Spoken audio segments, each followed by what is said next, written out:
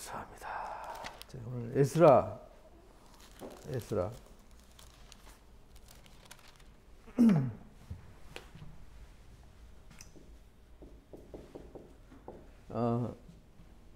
바벨론 포로로 잡혀간 후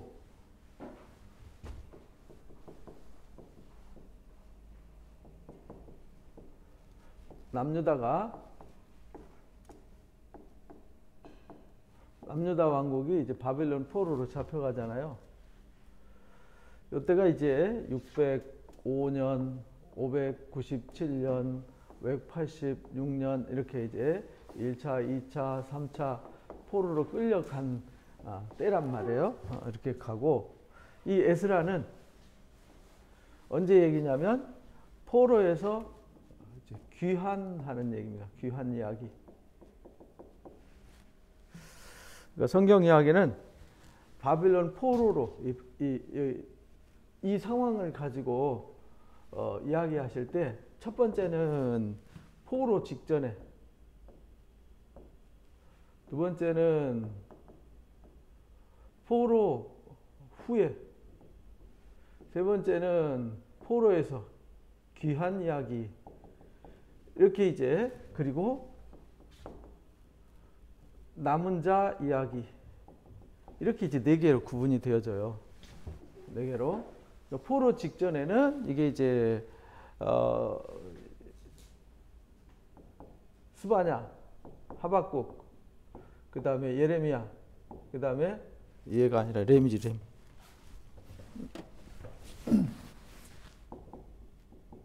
그 다음에 다니엘, 그 다음에 에스겔서. 여기 이제 포로 직전에 이제 스바냐서, 하박국서, 예레미야는 포로 직전에, 1차 포로 직전에, 다니엘은 포로로 잡혀가서 1차 포로로 잡혀가서, 에스겔은 3차 포로 직전에 이렇게 보고요.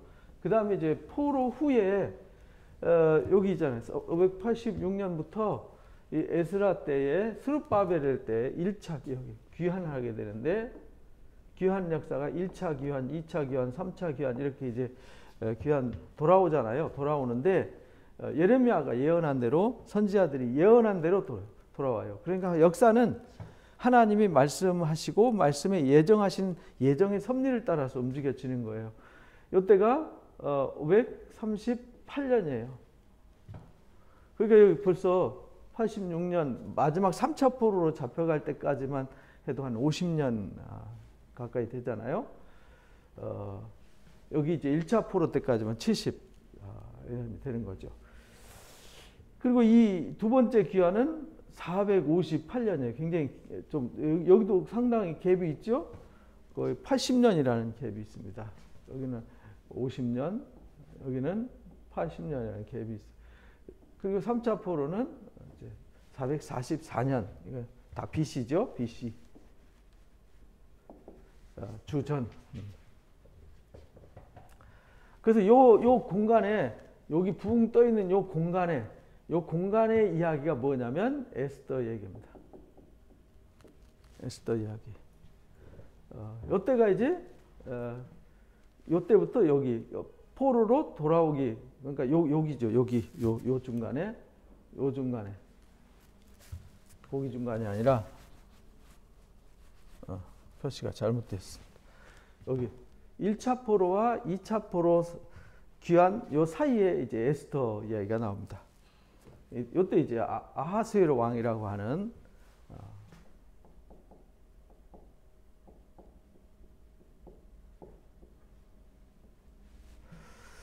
그래서 여기서 이제 포로로 50년 만에 귀환해서 여기서 이제 80년이라는 요 긴 시간 동안에 이제 남아 있는 사람들의 이야기가 여기 이제 포로 후에 아니지, 여기 남은 사람들 이야기, 그 다음에 여기 50년, 여기가 이제 포로 후의 이야기죠. 그러니까 여기는 이제 바벨론 이야기죠. 바벨론에서의 삶. 그리고 여기는 이제 에스라, 느헤미야 얘기입니다. 여기 에스라에는 에스라 앞서서 귀환한 스룹바벨.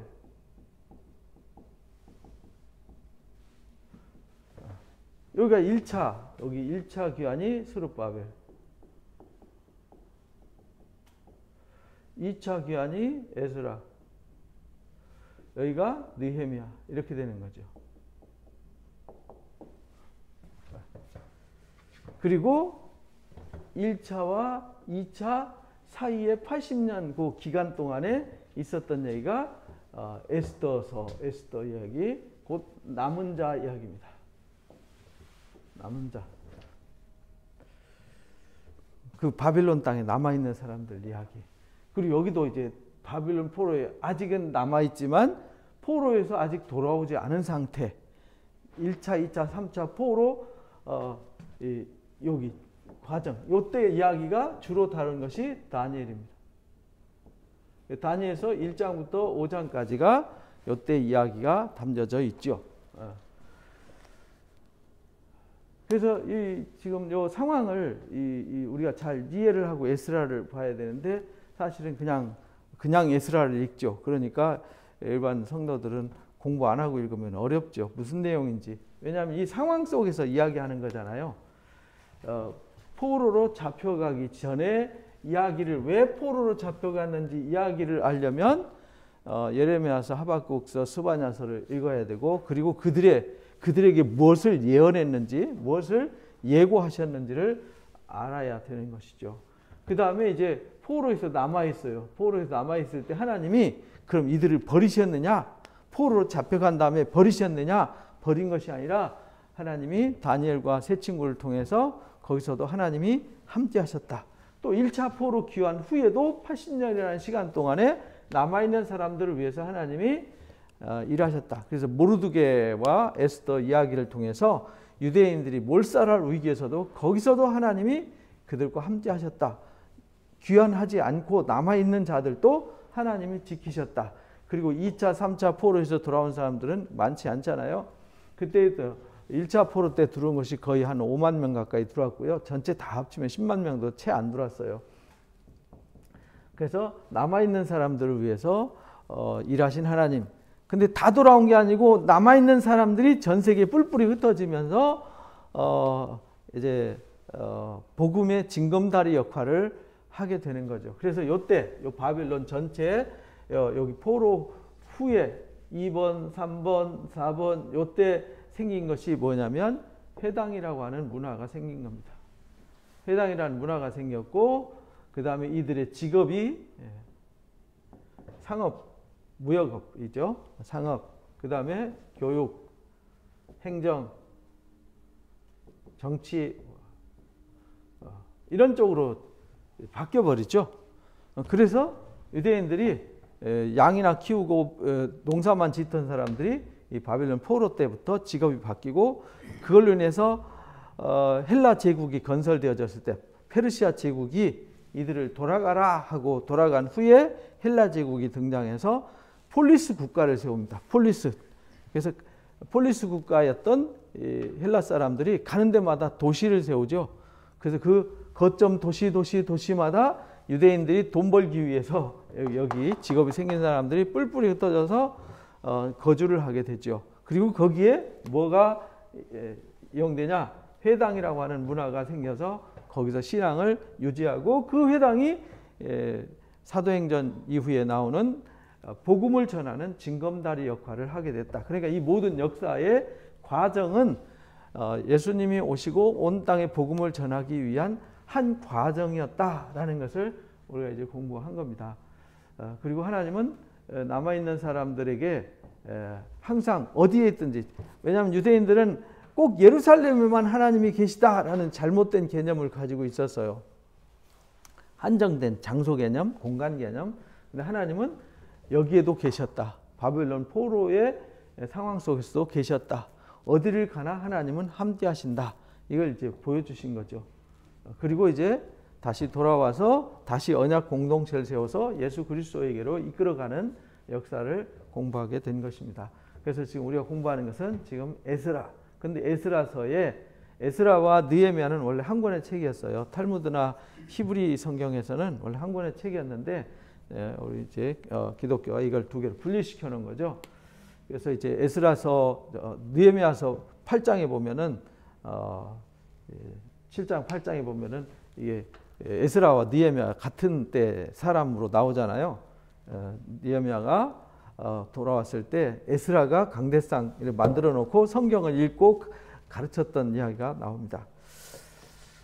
그래서 지금 우리가 포로 직전 이야기는 우리가 앞에 공부를 했고요. 지금 포로 후에 지금 다니엘서는 이제 뒤에 예언서에서 공부할 거고요. 거기서도 다니엘과 세 친구 하나님이 구별된 신앙을 가지고 살아갈 때 지켜주시는 것을 공부했습니다. 이제 귀한 이야기 지금 우리가 공부합니다. 귀한 이야기. 우리는 이제 성경 이렇게 순서대로 공부를 하는데 원래는 이렇게 공부하면 안 되는데 지금 이제 성경 순서대로 나가다 보니까 열왕기상하, 역대상하, 에스라, 느헤미야 이렇게 순서대로 하는 이제 귀한 이야기를 공부하는 겁니다. 남은 자의 이야기는 여기 이제 에스라, 느헤미야 끝나고 사실은 이제 중간에 공부해야 맞는 건데 그거 이제 봐서 이제 요 이야기를 이어가도록 하겠습니다. 그래서 귀한 이야기.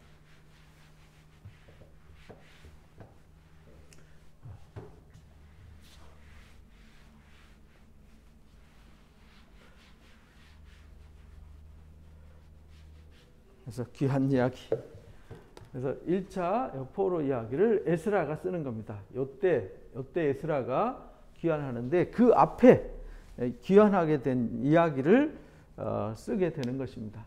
그래서 에스라는 2차 귀환 때 돌아왔다. 근데 그 모든 것이 선지자들의 예언하신 선지자를 통해서 말씀하신 대로 되었다. 우리가 역대기 마지막 페이지에서 우리가 봤었잖아요. 36장 끝에 바사왕 고레스 원년에 이렇게 했듯이 지금 에스라 첫 장에도 바사왕 고레스 원년에 이제 같은 말씀이었다고 지난주에 우리가 역대기상 공부하면서 공부했습니다. 그래서 바사왕 고레스가 이때 이제 바벨론이 멸망하는 거죠. 바벨론이 612년부터 539년까지 약 73년간 맞나요? 83년인가? 539년까지니까 83년이네, 그죠? 83년 동안 통치하고 아닌가? 40년, 73년이네, 그지?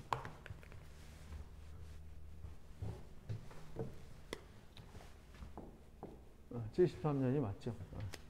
73년간 통치하고 페르시아한테 무너지게 됩니다. 이걸 이제 우리는 성경에 바사 이렇게 말하죠. 바사, 메데 바사. 이제 메데가 이제 바사 제국의 이 고레스, 초대 황제가 고레스입니다. 고레스 황제에 의해서 페르시아 제국이 세워지는데 세워지자마자 바벨론 이 세 제국이 등장했잖아요. 아수르, 바벨론, 그 다음에 바사. 페르시아. 이 하나님이 쓰시는 도구였잖아요. 하나님이 아수르는 몽댕이로 썼어요. 몽댕이로 쓰셨는데 그들을 두드려 패가지고 흩어버렸어요. 여기는 흩어버림. 그래서 혼합전책을 썼어요. 정체성을 없애버린 혼합정책을 써버렸어요. 그 바람에 흩어버려가지고 북이스라엘 왕국은 아예 역사에서 소멸되어 버렸죠. 그래서 만들어진 사람들이 뭐였냐면 사마리아인이 만들어진 거죠. 아수르 사람의 피와 북이스라엘 사람들의 피가 섞였어요. 그 혼혈인들이 누구냐면 사마리아인들이 된 거죠. 그리고 바벨론은 이 사람들은 포로 정책을 썼어요. 포로 정책을 써서 이 사람들 들어가서 흩어버리고 섞어버린 게 아니라 이들만의 마치 그 유대인들 게토처럼 이들만의 존을 형성해 가지고 이들이 여기서 함께 살도록 했어요. 그래서 그들이 모여서 회당 생활을 하게 되고 성경을 연구하게 되고 같이 모여서 예배하게 되고 그러면서 노예 생활을 하고 이렇게 된 거죠. 그리고 이 바사는 귀환 정책을 썼어요. 그러니까 하나님이 하시는 일이죠. 하나님이 아예 이혼 증서 써줬어요. 여기는. 그러니까 없어져 버리는 거죠. 여기는 포로로 끌고 가서 흔들어 씻는 역할. 여기는 새롭게 하는 역할. 그래서 그 새롭게 하는 역할을 한 것이 누구냐면 에스라 얘기예요. 에스라가 학사잖아요. 학사, 율법사, 율법을 가르치는 선생님이었어요. 그래서 여기서 다시 하나님은 성전을 주신 목적은 성전을 숭배하라고 준 것이 아니라 성전에서 하나님의 말씀을 배우고 하나님을 만나서 거룩해지라고 한 거였는데 주제를 잃어버려서 성전이 없는 곳에서 이들이 공부를 했는데 그 공부하는 장소가 회당이었다 이런 말입니다. 그리고 이제 준비가 됐어요. 여기서 이제 준비가 되었어요. 준비되니까 바사 왕 고레스를 세워가지고 돌아가라 이렇게 돌아가라 그래서 귀환 정책. 그래서 하나님의 역사의 연속성을 이어가게 되는 거죠. 그래서 1절에 바사 왕 고레스 원년에 예레미야를 통해서 하신 말씀을 이루게 하시려고 여기 이제 예레미야서 25장 얘기예요. 예레미야서 25장에 70년이 차면 돌아오게 할 거다라고 하는 그 말씀대로 이제 돌아온 겁니다. 그래서 바사 왕 고레스는 말한다. 하늘의 하나님 여호와께서 세상 모든 나라를 내게 주셨다. 나에게 명령하셔가지고 유다 예루살렘에 성전을 건축하라고 하셨다. 이렇게 말합니다. 이 이야기가 이제 예레미야서 29장에도 나오죠. 예레미야서를 보시면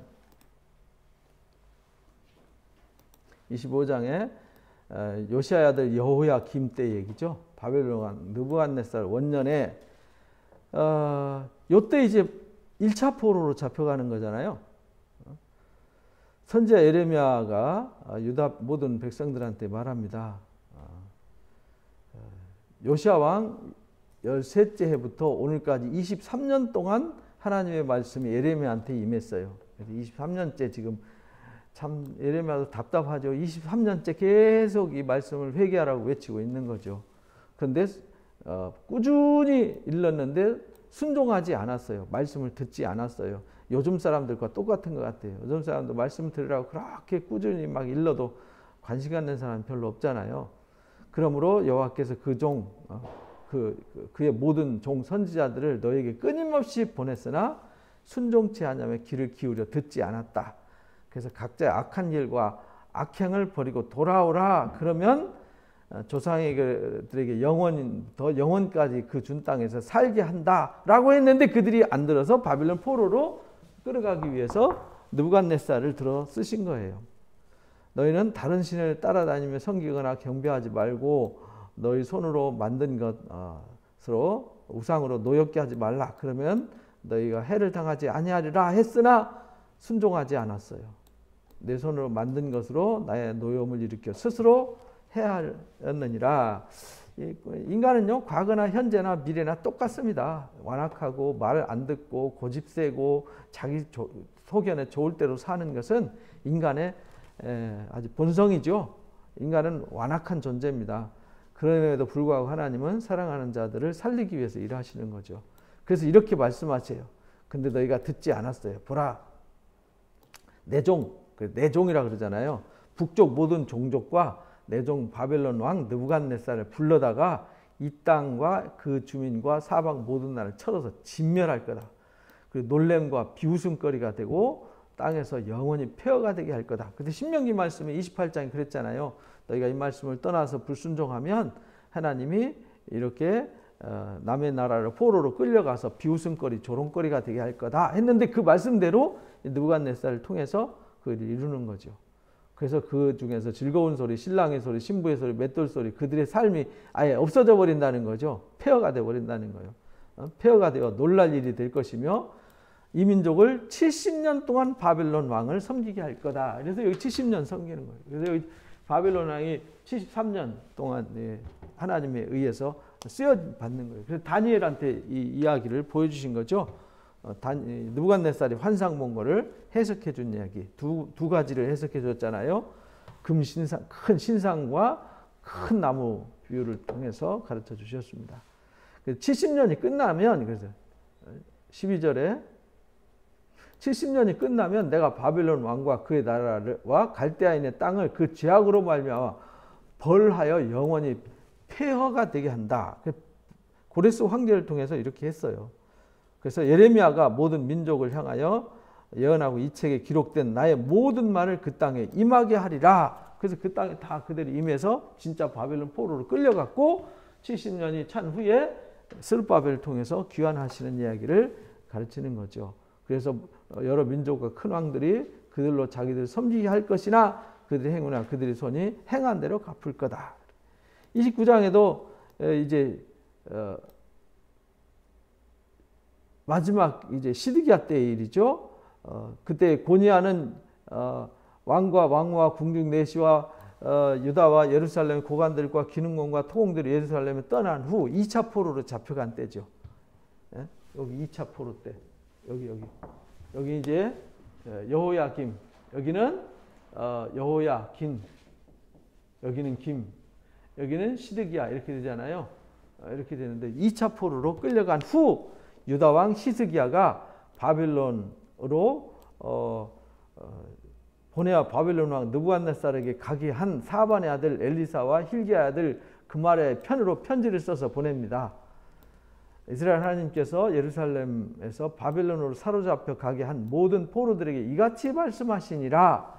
이래가지고요 하나님의 말씀이 그 포로로 잡혀간 사람들한테 이미 이 포로로 여기 잡혀가서 1차 포로에 잡혀간 사람들, 지금 2차 포로로 잡혀간 사람들, 이제 3차 포로 직전이란 말이에요. 3차 망하기 직전에 그들이 거짓 선지자들이 2년 후에 3년 후에 곧 돌아온다. 그러니까 걱정하지 마라 하고 있을 때 예레미야를 통해서 하신 말씀은 너희는 집 짓고 거기서 살며 텃밭 가꾸고 열매를 먹어라. 아내 맞이하고 자녀 낳고 시집장가 가서 거기서 살으라는 거예요. 번성하고 사로잡혀가게 한 그 성읍을 평안을 구하고 그 땅을 위해서 평안, 바벨론의 평안을 구하고 거기서 하나님 앞에 기도하라는 거예요. 하나님께서 이같이 말씀하셨다. 너희 중에 있는 선지자들을 점쟁이들, 가짜들이 와서 설쳐대는 꿈 얘기, 꿈꾼 얘기, 환상 얘기, 점쟁이 얘기들 듣지 마라. 보내지도 않았는데 지들 마음대로 예언한다는 거죠. 그러면서 10절에 이와 같이 말씀하시니라 바벨론에서 70년이 차면 내가 돌아오게 한다. 너희를 돌아보고 나의 선한 말을 너에게 성취하여 너희를 이곳으로 돌아오게 할 거다. 그래서 약속대로 이제 1차 포로로 귀환 정책을 쓰기 위해서 이 고레스를 쓰시는 거죠. 바사왕 고레스를 들어서 에스라서 1장에 이 말씀이 예언대로 이루어졌다는 거예요. 예레미야 예언대로 예레미야 이브를 통해 하신 말씀이 이루어져서 하늘의 하나님, 여기서 하늘의 하나님 여호와께서 지금 고레스가 말하는 거, 이거는 지금 이건 예레미야가 말하는 것도 아니고요. 지금 에스라가 말하는 것도 아니에요. 고레스 황제가 말하는 거예요. 그 말은 무슨 말이냐면 이 바빌론도요. 바빌론 왕 이 느부갓네살도 여기 느부갓네살이잖아요. 느부갓네살도 예레미야를 통해서 48년 동안 외쳤기 때문에 다 알아요. 이미 느부갓네살에게 내 종 느부갓네살이라고 말한 것처럼 바빌론 포로로 끌려가고 여기가 망하고 부끄러움 당한다는 거, 유다 왕국이 망한다는 거 알고 있어요. 그래서 예레미야한테 특혜를 줬잖아요. 네가 여기로 오든지 거기 남든지 네가 알아서 해. 이렇게 예레미야서 39장 40장 그 이후에 이제 예레미야 39장에 이제 예루살렘이 3차 포로로 끌려가면서 완전히 폭삭 망하잖아요. 그때 이제 선택권을 주는 거예요.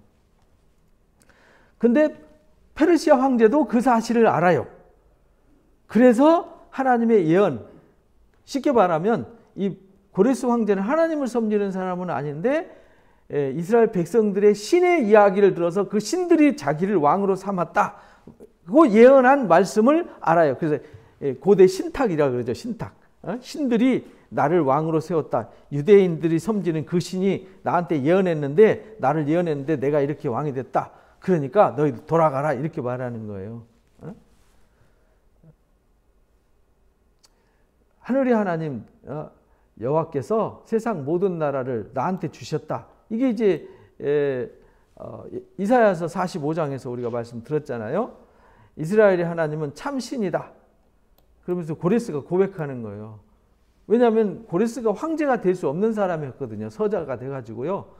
버려진 사람이었는데 가서 멀리 떠나가서 숨어서 살게 하고 죽이려고 했는데 이가 살아나가지고 이 황제가 된 거잖아요. 우연스럽게 황제가 된 거예요. 그런데 그걸 누가 했냐? 황제가 될 수 없는 사람인데 황제가 되게 하신 분이 누구냐? 하늘의 하나님이라는 거예요.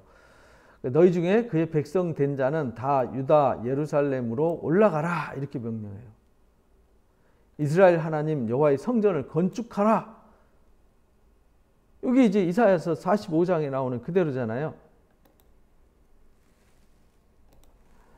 여호와께서 기름 부음 받은 고레스에게 이같이 말씀하시되 내가 그 오른손을 붙들고 그 열국을 항복하게 한다. 내가 왕들의 허리를 풀어 그 앞에 문들을 열고 성문을 닫히지 못하게 할 거다. 그래서 모든 제국을 다 끌어안고 제국을 세우게 한다. 이런 말씀을 주셨잖아요. 그리고 44장 끝에를 보면 28절에 고레스에 대해는 너는 내 목자다. 그가 나의 기쁨을 성취할 거다. 예루살렘에 대하여는 이르기를 중건되리라 하며 성전에 대해는 기초가 놓여지리라 하는 자다. 이를 통해서 하나님이 허물어졌던 성전을 다시 세울 것을 예고하셨어요. 그래서 성전을 건축하라. 그런 예루살렘에 계신 하나님이다. 그 남아있는 백성이 오늘 어느 곳에 머물러 살든지 남아있는 백성 포로로 잡혀와서 1차, 2차, 3차 포로에 잡혀와서 어느 곳에 머물러 살든지 그곳 사람들이 마땅히 은과 금 그리고 그 밖에 물건, 짐승으로 도와줘라. 돌아갈 사람은 돌아가고 안 돌아갈 사람은 후원해 주라는 거예요. 그래서 우리도 선교사들이 나가면 선교사 내가 못하지만 다른 사람이 가서 선교할 수 있도록 보내는 선교사 역할을 하잖아요. 우리가 이렇게 개척교회가 세워지면 개척교회를 통해서 복음 전하라고 이렇게 후원해 주는 사람도 있듯이 이렇게 물건 그 밖에 물건과 짐승으로 도와주고 그 외에 예루살렘에 세울 하나님의 성전을 위해서 예물을 기쁘게 드릴지니라. 그러니까 갈 사람들은 가고 안 가는 사람들은 이렇게 물자를 지원해 줘라. 이렇게 명령을 해요.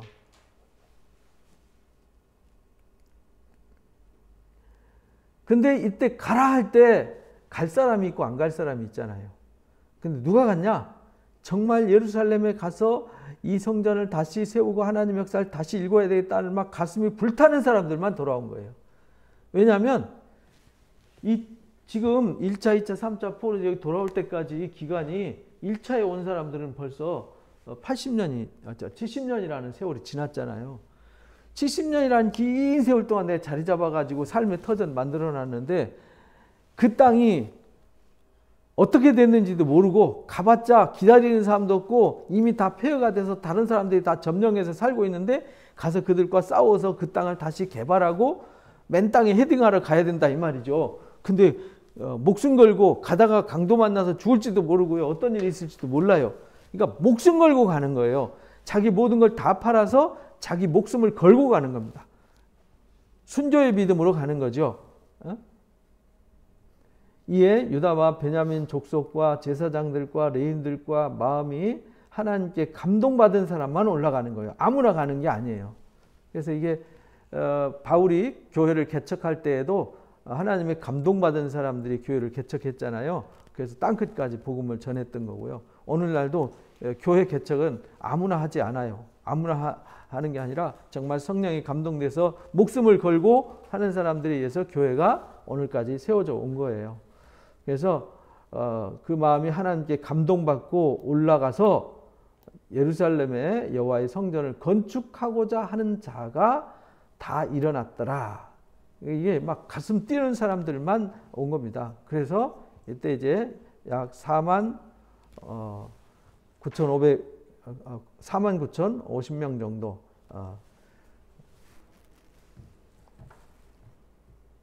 그 사면 사람들은 은 그릇과 금그릇, 물품과 짐승과 보물을 돕고 그 외에 예물을 기쁘게 드렸더라. 그러니까 가는 사람들은 목숨 걸고 출발했고요. 출발하려고 지금 모았고 나머지는 물품을 후원해 줬어요. 그러니까 간 사람이나 안 간 사람이나 한 마음으로 이 일을 하게 되는 거죠. 그래서 고레스 왕이 하나님의 성전 그릇을 꺼내 가지고 바빌론 포로에서 돌아올 때, 포로로 잡아갈 때 바벨론 사람들이 성전 안에 있는 놋기둥까지 다 끌어가 버렸잖아요. 안에 있는 모든 제사 도구들 싹 다 끌고 갔어요. 그래서 성전 그릇들 꺼내니 느부갓네살이 예루살렘에 옮겨다가 자기 신들의 신당에 두었어요. 그거 꺼내 갖고 잔치하다가 벨사살 왕 때 벨사살이 이제 메넨메네 데게를 우바르신이라는 두려운 말씀 듣고 하나님이 달아보니 너는 깜이 아니야 이래가지고 오금절에서 병들어 죽잖아요. 그것이 다니엘서 5장에 나오는 얘기죠. 바사왕 고레스가 창고지기 미드르닷에게 명령해가지고요 다 꺼내서 세워가지고 총독 세스발에게 넘겨줬더라. 이 세스바살은 이제 당시에 총독이었다. 근데 이 사람 스룹바벨과 세스바살은 다른 사람이었다. 이렇게 이제 현대 신학자들 말하는데 성경에는 그렇게 말하지 않습니다. 성경에는 이 세스바살이라고 하는 스룹바벨 이렇게 말해요. 학계나 스가랴서에 세스바살이라는 이름은 나오지 않습니다. 여기 이제 에스라서에만 나오는데 그를 이름이 유대식 이름이냐 바벨론식 이름이냐의 차이일 뿐인데 현대 신학자들은 이걸 이제 세스바살을 당시에 유다 총독으로 따로 분리를 하고요. 스룹바벨은 왕족 예수님의 족보에 나오는 사람이죠. 이렇게 분류를 하는데 전통적으로나 또는 성경적인 흐름으로 봐서는 세스바살이 곧 스룹바벨로 봅니다. 그 수는 금 접시가 30개요, 은 접시가 1000개요, 칼이 29개요. 이제 그 양 잡고 소 잡을 때 쓰는 거죠. 금 대접이 30개요. 대접과 접시가 30개씩이죠. 그보다 못한 은 대접이 410개더라. 그 밖에 그릇이 1000개더라. 금, 은 그릇이 모두 5400개나네요. 어마어마한 거죠. 사로잡힌 자를 바빌론에서 예루살렘으로 데리고 갈 때에 세스바살이 그 그릇을 다 가지고 갔더라. 이렇게 해서 귀환하게 됩니다. 그래서 귀환한 사람들의 리스트를 뽑는 것이 2장 이야기입니다. 옛적에 바벨론 왕 느부갓네살에게 사로잡혀 바벨론으로 갔던 자들의 자손 중에서 노임을 받고 예루살렘과 유다로 돌아온 사람들, 포로에 있던 사람들이 감동받아가지고 예루살렘으로 돌아온 사람들의 리스트를 여기에 작성을 합니다. 각자 성읍으로 돌아간 자, 그 스룹바벨과 예수아가 여호수아예요. 대제사장 여호수아. 예수님도 여호수아죠. 원래 이름이 예수아예요. 예수님의 이름도. 느헤미야와 여기 느헤미야는 에스라 느헤미야 나오는 그 느헤미야가 아니에요. 스라야와 르엘라야와 모르드게와 빌산과 여기 모르드게도 저기 에스더스에 나온 모르드게가 아니에요. 빌산과 미스발과 비그야와 르홈과 바하나 등과 함께 이스라엘 백성 수가 이러하니 하면서 여기 이제 그 돌아온 사람들이 이 포로에서 돌아온 사람들이 누구냐면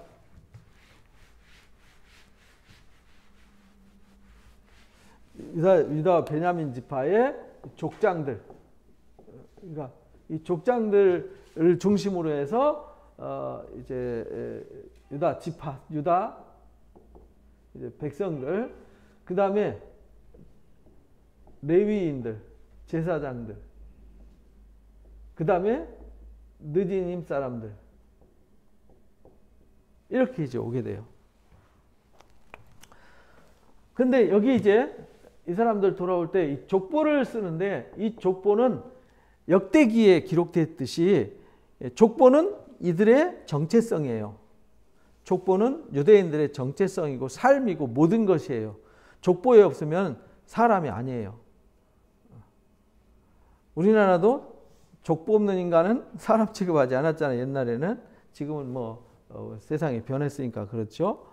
그래서 마태복음 1장에도 족보 얘기가 나오잖아요. 누가복음에도 족보 얘기가 나오잖아요. 그 무슨 말이냐면 이 족보는 굉장히 중요한 역사적 자료입니다.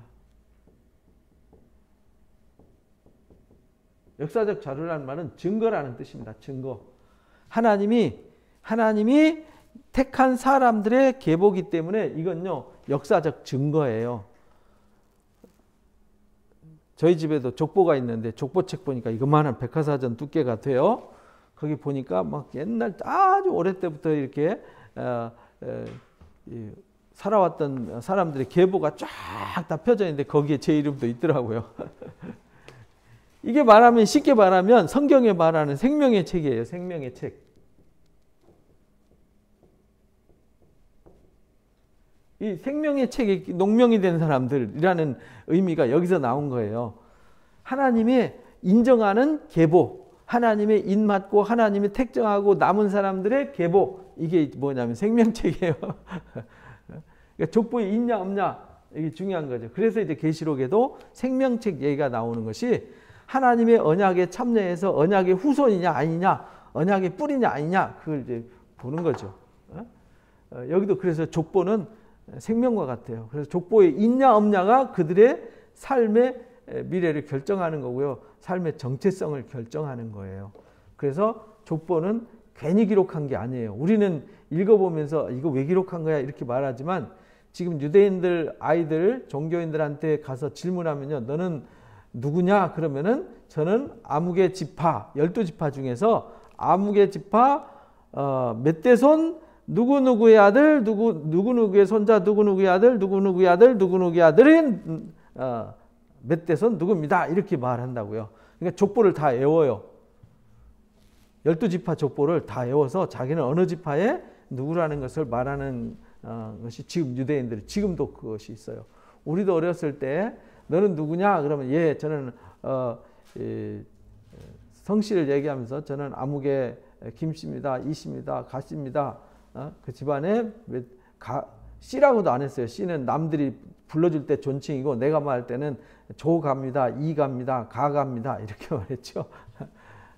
그래서 몇 대손 어느 할아버지 이름 4대손까지 쭉 되면서 고조할아버지 누구 증조할아버지 누구 할아버지 누구 아버지가 누구고 그 몇째 아들 아무개입니다 라고 말해야 제가 뼈대 있는 집안이었고요. 제가 정체성 그러면 모른다 그러면 예끼 이놈 이렇게 야단을 쳤어요. 우리나라에서도 뼈대 없는 집안이라고 무시를 했거든요. 여기서도 그랬어요. 그래서 여기 바로스 자손 스바다 자손 아라 자손 바알 모압 자손 엘람 사뚜 삭게 바니 부베 아스갓 아도니감 비그 야딘 아델 요세 로라 압숲 김발 베들레헴 느도바 아나돗 뭐 등등 이렇게 쭉 족보가 나와요. 그리고 그 사람들 자손들이 몇 명인지 다 계수를 하죠. 레위 사람 얘기가 나옵니다. 레위 사람은 호다야와 예수아와 간미엘 자손, 그 다음에 노래하는 자 아삽 자손. 노래하는 사람들도 이 레위 사람들이잖아요. 근데 레위 자손 중에서 노래하는 아삽 사람들. 그래서 아삽의 시가 시편에 나오잖아요.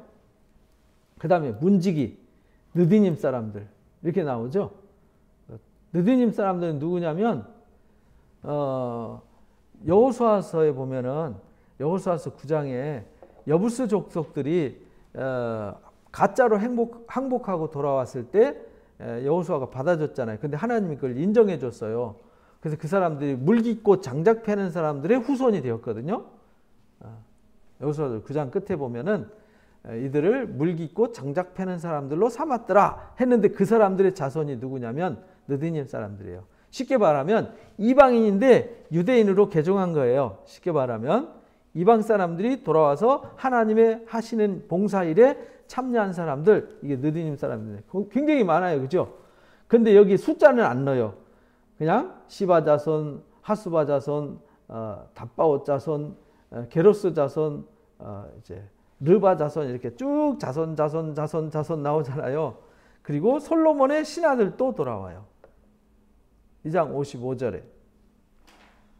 여기서 나오는 솔로몬의 신하들은 이제 외국에서 온 사람도 있고요. 이 위에 나오는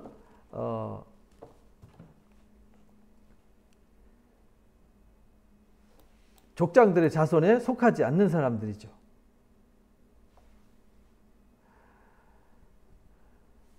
그래서 모든 느디님 사람, 솔로몬의 신하 자손이 392명이었더라. 그러니까 이 사람들은 많지 않았던 거죠. 여기 숫자는 되게 많이 써놨는데 자손들 막 43절부터 57절까지 굉장히 많이 기록됐지만 이 사람들은 392명밖에 안 됐어요. 나머지는 이제 유다 백성들이 대부분이었죠. 그 다음에 델멜라와 델하르사 그룹과 아따과 인멜에서 올라온 자가 있으나 그들은 이 족보가 불분명해요. 그들의 조상의 가문과 선조가 이스라엘에 속했는지 밝힐 수 없었더라. 그래서 59절에 나오는 이 사람들은 이게 여기 생명책에 기록이 안 된 거예요. 언약의 책에 기록이 안 된 거예요. 그래서 이 사람은 족보가 없어요. 그래서 이 사람들은 오긴 왔는데 같이 포로로 잡혀왔다가 가긴 갔는데 누군지를 모르는 거예요. 이런 사람들은 그들은 들라의 자손, 도비아의 자손, 느고다의 자손인데 652명이었더라. 그리고는 이제 제사장 족보 나오죠. 제사장, 하코스의 자손, 바르실레의 자손, 길르앗 사람 바르실레의 딸 중에 한 사람을 아내로 삼고 바르실레의 이름을 따른 자더라. 그래서 이 사람들 계보 중에 자기 이름을 찾아도 없는 사람들이 있었어요. 그들은 부정하게 여겨서 제사장 족속이라고 말하지만 제사장으로 인정을 못 받아서 직분은 행하지 못했어요. 이 정도로 직분이 중요했단 말이죠. 족보가 분명해야 돼요. 이걸 통해서 우리한테 시사하시는 말씀이 뭐냐면 역대기와 에스라, 느헤미야, 마태복음, 누가복음, 복음을 통해서 족보를 중요하게 여기는 거는요. 오늘날 우리도 하나님의 언약의 계보를 이어가는 사람이에요. 우리가 예수님의 이름으로 그리스도인이 되었잖아요. 하나님의 아들이 되었어요. 거기에 대한 분명한 신앙 고백과 함께 뿌리가 명확해야 돼요. 그러니까 근거도 없이 떠돌이 신앙하는 것은요. 하나님 인정하지 않으세요. 하나님 공동체를 통해서 역사하셨지 한 개인을 통해서 떠돌아다니는 사람들 통해서 역사하시지 않았어요. 그래서 하나님의 성막 중심으로 하나님 중심으로 하나님 말씀 중심으로 그렇게 이제 한 건데 지금 막 중근한 방식으로 난장판이 되어 있는 상황이지만 그래도 신앙은요 반드시 공동체 중심으로 중근한 방식으로 그러면 하나님이 누구를 통해서 어떻게 역사하시겠어요. 방백이 그들에게 명령하여 우린과 분문을 가진 제사장이 일어나기 전에는 지성물을 먹지 말라 했더라. 그래서 그들은요 제사장 없이는 아무것도 못하고 아무것도 못하게 했어요. 그래서 합계가 42,362명이었어요. 거기에 종들이 7,337명, 노래하는 자가 200명, 또 말도 노새도 낙타도 가지고 왔죠. 말이 1,730, 노새가 245, 낙타가 435, 또 나귀가 6,720이었더라. 엄청나게 이 숫자가 줄 서서 지금 거의 한 5만 명 가까이 되는 인원이 이 짐승들과 함께 쫙 볼 때 어마어마한 행렬이죠. 우리는 5만 명 모인 거 광화문에서 보지만 이번에 서초에서도 광화문에서 봤지만 사람이 몇만 명 모이면 어마어마하거든요. 그 무리가 거기다 짐승들까지 쫙 줄 서서 거기다가 보따리 싸고 메고 수레 끌고 거의 900km를 이동한 거거든요. 바벨론 포로에서 돌아올 때 지도를 보면은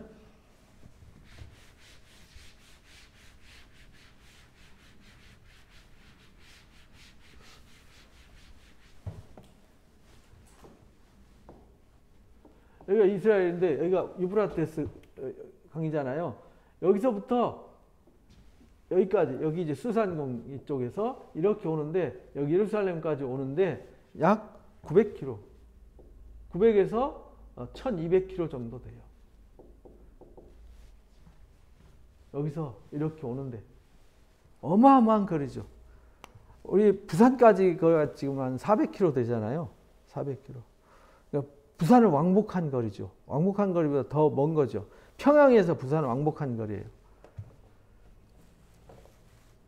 그 엄청난 거리를 이렇게 모여서 온 거죠. 어떤 족장들이 예루살렘에 있는 여호와의 성전 터에 이르러 하나님의 성전, 하나님의 전을 그곳에 다시 건축하려고 예물을 기쁘게 드렸더라. 힘 잘하는 대로 공사하는 금고에 드리니 금이 6만 1,000달이겠더라. 은이 5천만에요. 제사장 옷이 100벌이었더라.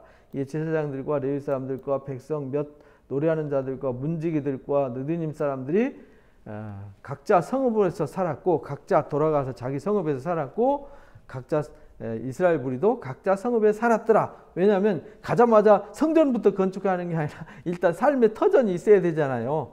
그래서 돌아가서 이 사람들이 예루살렘과 유다 땅 지파에 흩어져서 살고 있어요. 그리고는 3장에서 이스라엘 자손이 각자 성읍에 살았더니 7째 달에 이르러서 일제 예루살렘에 모이게 돼요. 모여가지고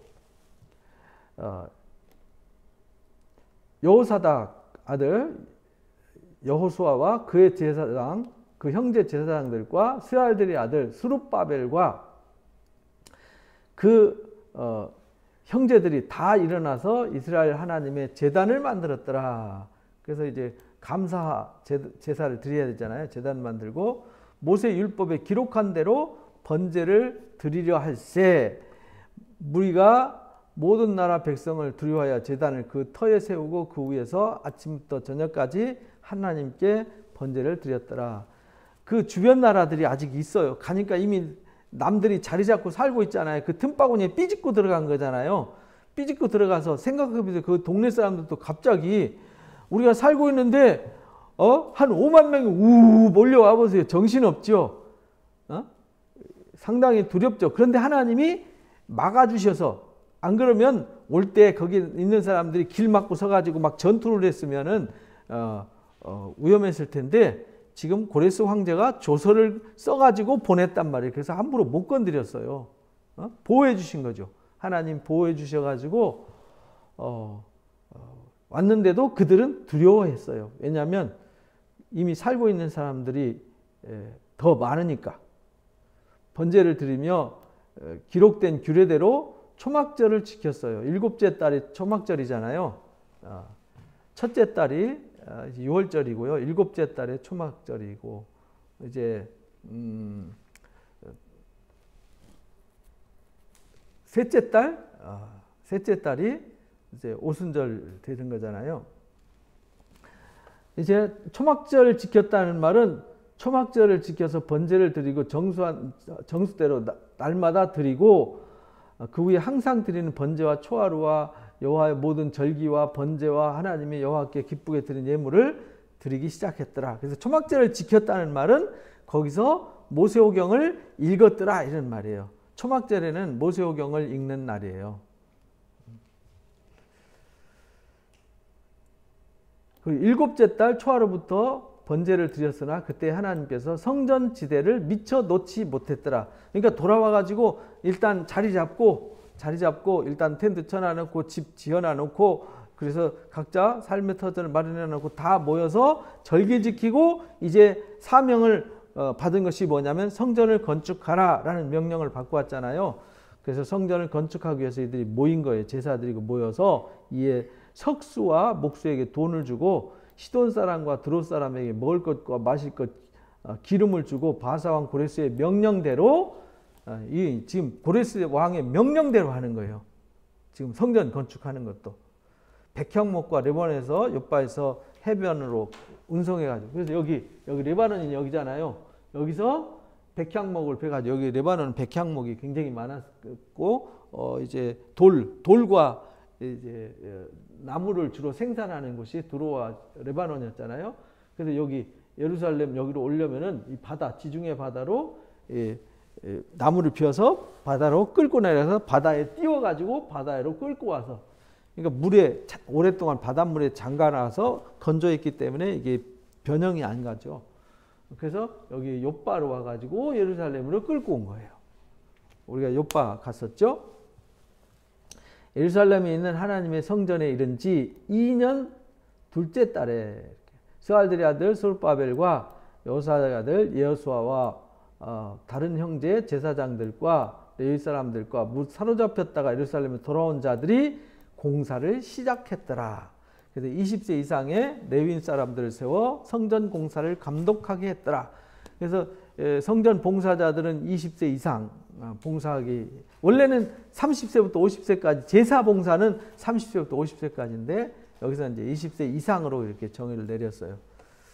감독했어요. 그래서 이 예수아와 그 아들들과 이제 제사장들이죠. 그 아들들과 간미엘과 아들들과 유다 자손, 헤나다 자손과 그 형제 레위 사람들이 일제히 일어나서 성전 일꾼들을 감독했더라. 돌아온 사람들은 감독하고 올 때 은금 보따리 싸들고 왔잖아요. 또 올 때 황제가 후원해줬고 그 돌아오지 않은 사람들이 후원금 줬잖아요. 그 후원금 가지고 일꾼을 사가지고 레바논은 여기서 돌을 뜨고 나무를 벼고 해가지고 이 일을 하게 했어요.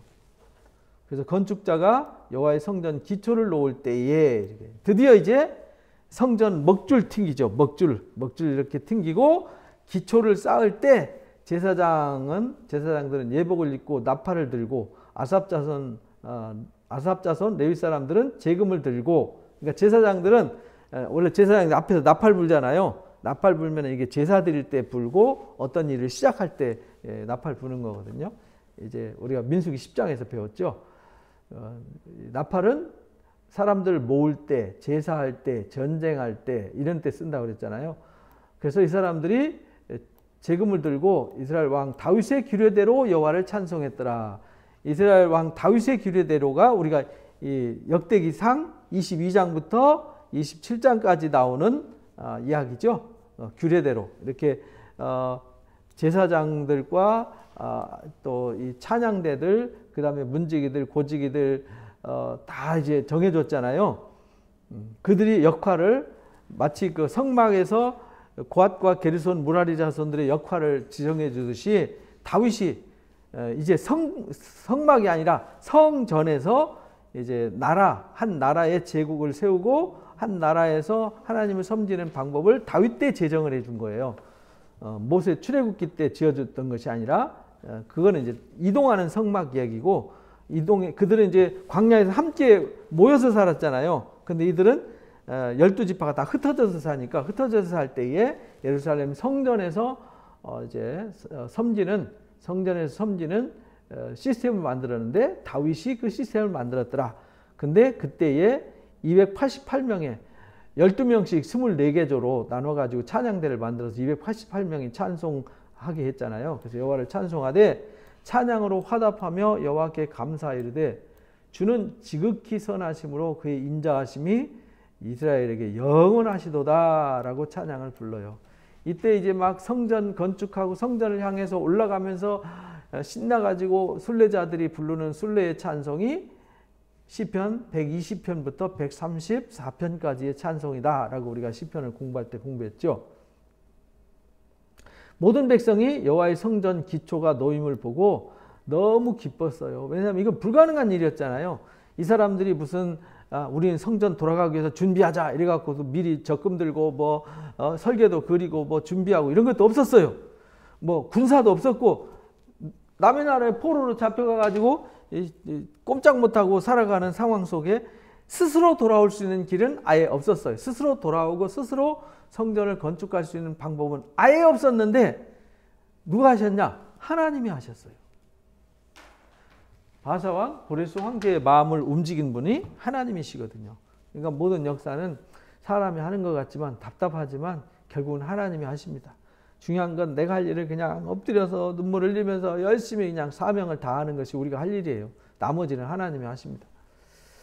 즐거이 부르고 제사장들과 레위 사람들과 나이 많은 족장들을 첫 성전을 보았으므로, 첫 성전을 보았던 사람들은 나이가 지금 586년에 포로로 잡혀온 사람들은 벌써 이 38년이니까 거의 몇 년입니까? 50년 넘었잖아요.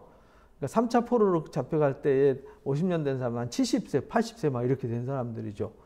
6, 70 되신 분들을 이상 되신 분들이 그 예루살렘 성전이 허물어지는 걸 본 사람들은 이 다시 성전 기초를 놓을 때 너무 기쁘고 감동이 됐죠. 그래서 성전 기초 놓임 보고 대성통곡을 하죠. 막 엉엉 울면서 하나님의 그 선하심과 인자하심, 하나님의 이 긍휼과 놀라운 권능의 역사를 바라보고요. 너무 기뻐가고 통곡을 하고요.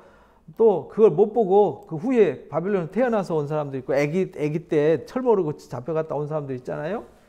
여러 사람들은 기쁨으로 크게 함성을 질렀더라. 백성이 크게 외치는 소리가 멀리 들렸더라. 즐거이 부르는 소리와 통곡하는 소리가 섞여가지고 이게 통곡하는 소리인지 찬송하는 소리인지 몰랐더라. 그 많은 사람들이 생각해 보세요. 5만 명 가까이 되는 인구가 막 함성 지르고 엉엉 울고 막 찬송 부르는 소리가 어마어마하게 컸을 거란 말이죠. 이렇게 해서 포로에서 돌아가지고 1차 귀환해가지고 538년에 돌아와서 성전 기초를 놓는 때가 언제냐면 536년입니다. 그러니까 준비 기간이 몇 년 걸렸어요? 2년 걸린 거죠. 돌아와서 2년 동안 준비하고 성전 기초. 그러니까 2년 동안 첫 번째는 일단 먹고 살아야 되니까 잠잘 때 잠자고 생활 터전을 만들어야 되잖아요. 그다음 두 번째는 이들이 모였어요. 모여가지고 하나님 앞에 제사하고, 그리고 세 번째는 이 사람들이 레바논 사람들 용병들을 사가지고 석수, 그 다음에 나무 베는 벌목꾼들, 그 다음에 그들 운반하는 사람들, 이런 사람들을 돈 주고 샀어요. 용병들을 사가지고 성전 건축 자료를 준비해가지고 와서 지어요. 그래서 솔로몬 성전 지을 때도 그랬지만 다 나무도 잘라가지고 다듬어서 돌도 다듬어서 갖고 와서 이렇게 쌓기만 했어요. 여기서 다시 막 다듬고 이런 일을 하지 않았어요. 그리고 이 일을 제사장들이 감독을 했죠. 레위인들이 이 일을 감독하게 했더라.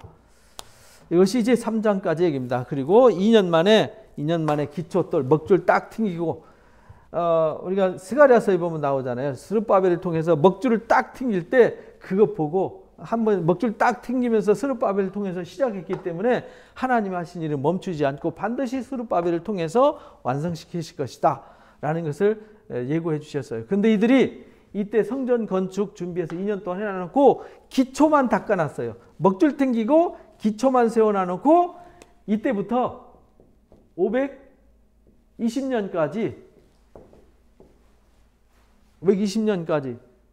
몇 년입니까? 16년 동안 성전 건축을 미루었어요. 그래서 학계 선지자가 막 책망을 해요. 그게 학계의 이야기예요. 그리고는 이 사람들이 무슨 일이 생기냐면 여기 4장에서 회방이 생겨요. 회방. 사로잡힌 자들이 이스라엘 하나님 여호와의 성전을 건축한다음을 듣고 유다와 베냐민의 대적들이 일어나 가지고 회방을 하게 됩니다. 그래서 이 회방, 기초만 닦아놓고 회방 때문에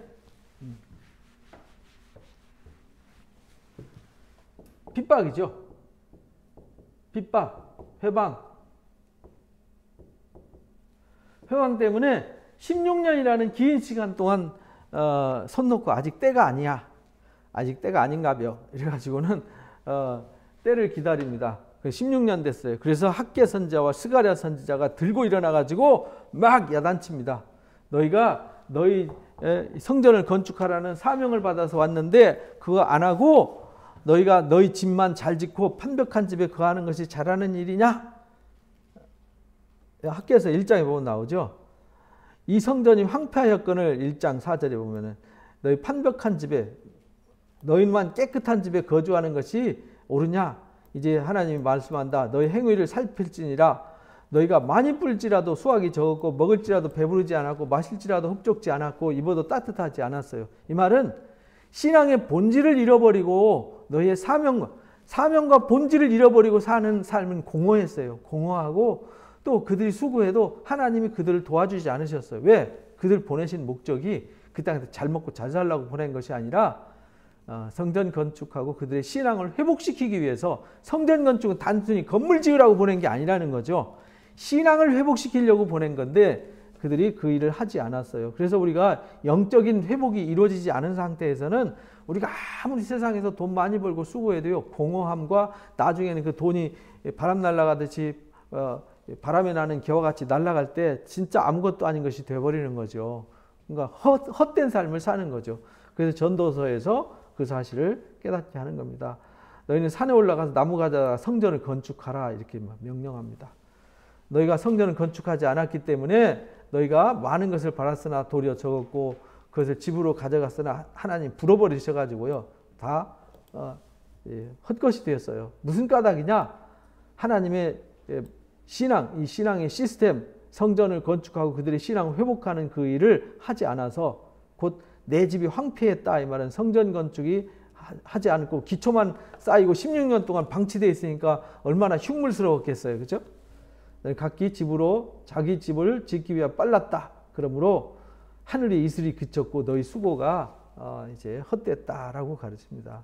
그러면서 여섯째 달 다리오 왕 제2년 여섯째 달 이때가 이제 D-Day예요.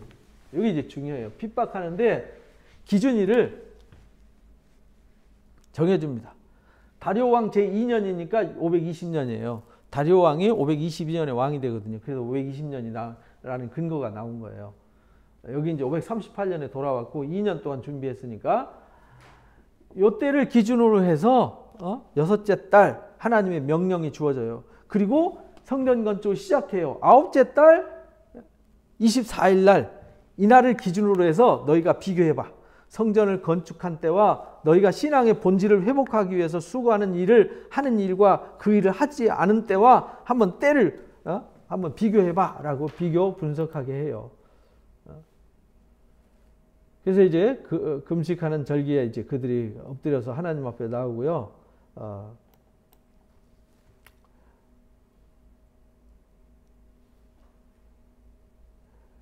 몇 절입니까?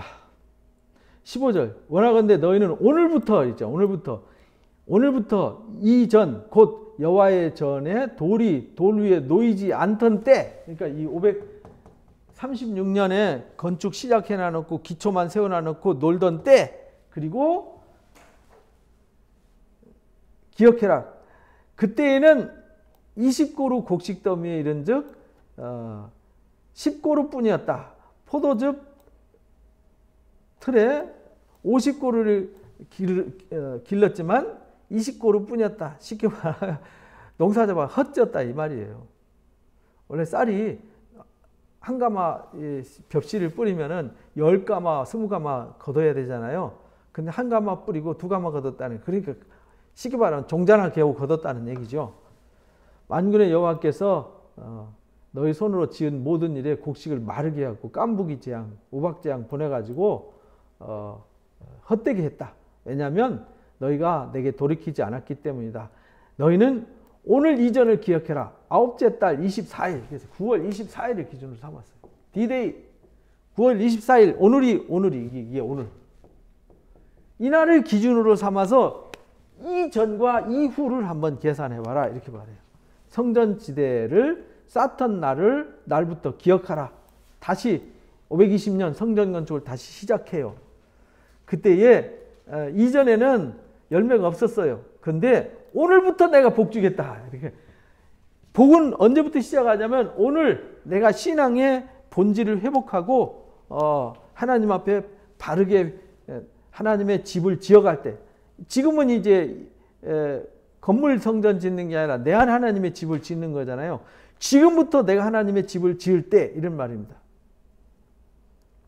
이달 24일에 여호와의 말씀이 학계에게 임하니라. 이렇게. 그래서 이달 24일부터 앞으로 여기 뒤로는 복을 안 주셔서 수고가 헛됐지만 오늘 이후로 하나님 반드시 복 주겠다 해서 그 복을 비교하게 했어요. 이건 하나님만 하실 수 있는 말이에요. 그죠? 인간이 누가 이런 말을 할 수 있겠어요? 이렇게 해서 하나님의 성전 건축이 다시 시작되는 얘기가 나옵니다. 그래서 회방하는 그 회방의 이야기부터 다음 주에 하겠습니다. 기도하고 말씀니다. 감사합니다. 하나님께서 귀한 은혜 주셔서 오늘도 귀한 말씀을 나눴습니다. 하나님 한번 작정하시고 계획하신 일은 반드시 이루셨습니다.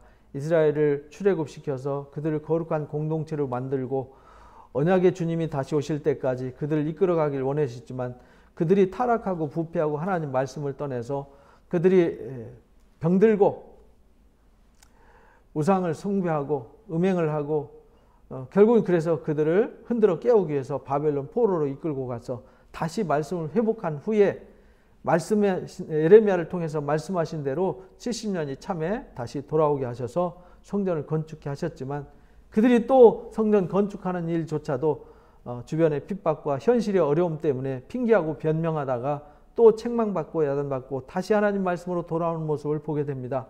하나님 아버지, 오늘 살아가는 우리에게도 주시는 교훈이 많습니다. 우리가 연약함을 아셔서 하나님, 우리가 늘 말씀으로 살고 하나님의 은혜 안에서 하나님이 거할 집으로 잘 지어지고 그리스도의 신부로 잘 예비되기를 원하시지만 우리가 세상에 바쁘고 피곤하고 힘들다는 핑계로 차일피일 미루면서 우리 자신의 신앙의 본질을 바르게 세워가지 못할 때가 많이 있습니다. 하나님 아버지, 우리를 다시 한번 흔들어 깨워주셔서 다시 주님 오실 때 부끄러움 없이 설 수 있는 하나님의 집으로 또 하나님의 아내로 그리스도의 신부로 준비되는 은혜자들이 될 수 있도록 이끌어 주옵소서. 감사하며 예수님의 이름으로 기도합나이다. 아멘. 감사합니다. 맞습니다.